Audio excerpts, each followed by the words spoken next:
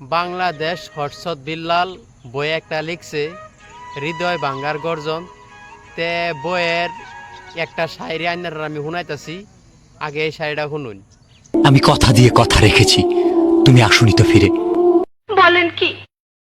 আমি ঘুরে দাঁড়ানোর গল্প লিখেছি পুরোটা জীবন ধরে। আমি অন্ধকারে আলো জ্বালিয়েছি, তবুও পাইনি খোঁজ। আমি তোমার জন্যই অপেক্ষায় ছিলাম, তুমি হয়েছিলে নিখোঁজ। ठीक है। হ্যাঁ, অবশেষে আরেকটা বই লিখছে বাংলাদেশ উমর ফায়ার। আর হেল্লারও অনেক বড় ভক্ত আমি, কিন্তু হেল্লার ভিডিও অনেক দেখি। হেল্লা লিখছে শয়তান ধরার গর্জন। তে হেন্তিকা একটা শায়রি আইনার আমি শুনাইতাছি। আমি কথা দিয়ে কথা রেখেছি, শয়তান আসেনি তো ফিরে। আমি শয়তান তাড়ানো গল্প লিখেছি আমার সারাটি জীবন ধরে। আমি অন্ধকারে মোমবাতি জ্বালিয়েছি, তবু খোঁজ। আমি ভূতের অপেক্ষায় ছিলাম, ভূত নিজেই হয়েছিল নিখোঁজ। শয়তান ধরার গর্জন, পৃষ্ঠা নাম্বার চুদলিংপং।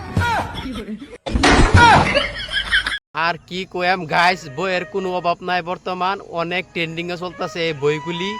আর একটা বই লিখছে এই বাইয়ে জনি দাদার গর্জন। তে এই জনি দাদার গর্জনের থেকে একটা শায়রি আইনার আমি শুনাইতাছি। রাত জেগে কষ্ট করে বই লিখেছি জনি দাদার গর্জন। এই বইটা কিনলে তুমিও कौन है ये लोग? করতে পারবে অসংখ্য জ্ঞান অর্জন।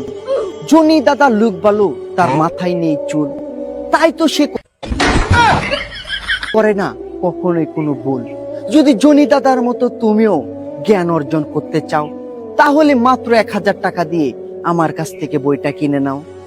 मेरा माफ करना, गुस्से में इधर उधर निकल जाता हूँ। গাইস, ছবি যদি বই লিখতে রে তে অবশ্যই আবেদ জেন কো আবেদ। আবেদ তো একজন কন্টেন্ট ক্রিয়েটর, আর হেল্লা একটা বই লিখছে। হেল্লা মানে যে বইটা লিখছে জাস্ট এই নামটা আমি কইবার চাই না। তে বইয়ের পিকচারটা দিছি, এই পিকচারটা আগে দেখুন আর একটা শায়রি আগে শুনুন। পক্কি ভাঙ্গার গর্জন। আমি মনে মনে ভেবেছি দেবে তুমি চুষে, আমি মনে মনে ভেবেছি দেবে তুমি চুষে, নিজের হাতে বাল কেটেছি বেলের দিয়েছে সে। कौन है ये लोग? कहाँ से आते हैं ये? মানে কি কয়াম, বই লেহার তাসির। যাই হোক, বালা কিছু করবার লাগে চেষ্টা করো ভাই, বালা বুক লেখবার চেষ্টা করো। এতে কি নাম কি ইডিয়াম নে নাম বদলাবার চেষ্টা করো ভাই, যেটা না হেডাই